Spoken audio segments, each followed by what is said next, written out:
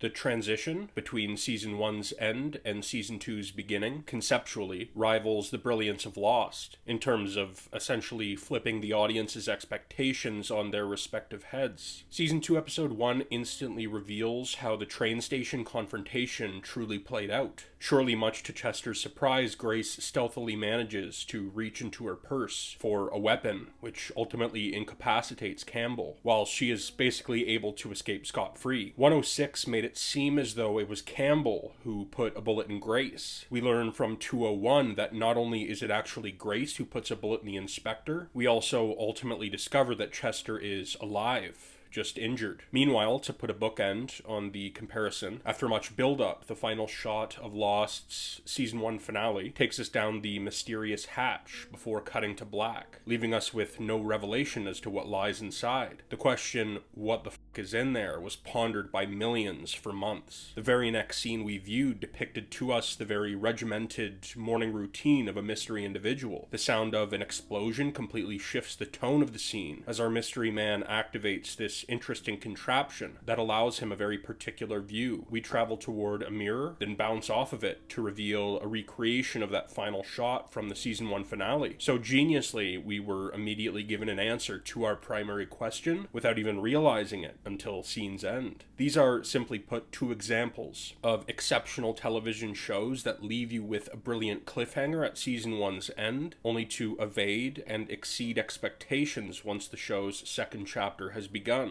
This sophomore season introduces multiple pertinent characters into this lived-in world. Michael, Alfie, and Sabini probably being the main group of Peaky novices. Finn Cole is great in the role of Michael Gray. He instantly impacts the show's dynamic in that his implementation awakens this more so overt vulnerability from the typically quietly powerful Polly. Though after my first and so far only viewing of the series, it was the third season that led me to feel real empathy toward and intrigue in regard to the son of Polly Gray. And fun fact, actor Finn Cole is the brother of Joe Cole, who portrays John Shelby. And kind of funnily, John is another character who became most captivating to me during Season 3's run. Alfie Solomons is a brilliant character addition. This captivating, unhinged being is portrayed by easily a top 3 favorite actor of mine, the incomparable Tom Hardy, while Darby Sabini is a compelling creation, a sadistic British-Italian gangster of whom I wish we were given more. He's intensely played by Mr. Noah Taylor, who I most recently viewed in the near-perfect 2017 picture Paddington 2. The dynamic, albeit brief, between Darby and Solomons is a fucking blast to watch,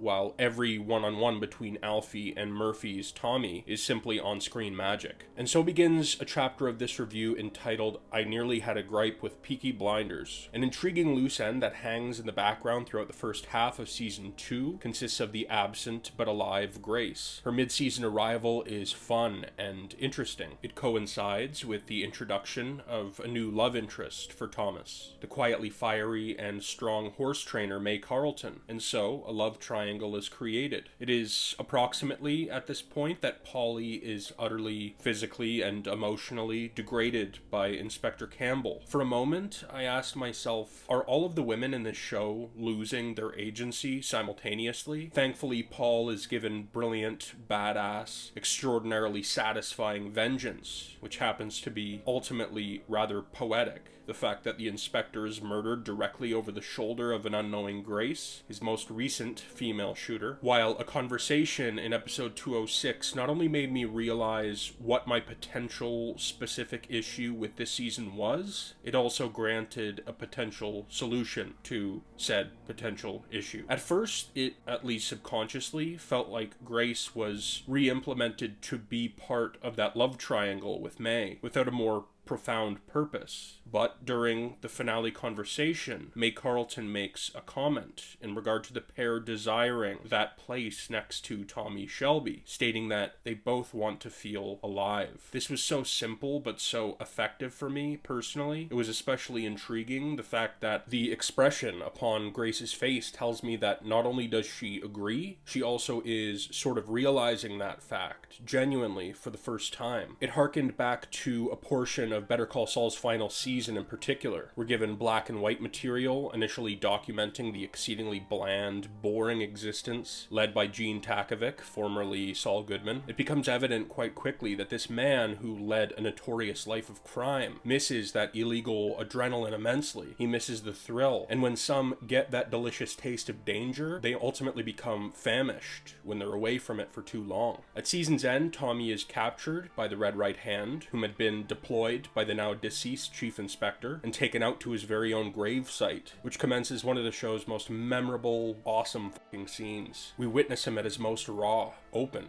overtly emotional, in a way we had never before seen him. This moment felt utterly inescapable, as our unarmed central character is surrounded by a trio of armed men alongside a hole in the ground. Whilst knelt before his intended tomb, Tom's life is abruptly, shockingly saved, as one of the armed men pops the other two through their respective skulls. This particular gunman reveals himself to be an employee of Winston Churchill. He states that his boss will be in touch. We end the second season on a rather intense and visceral note, as an utterly stunned, shaken Thomas Shelby stumbles away with his life.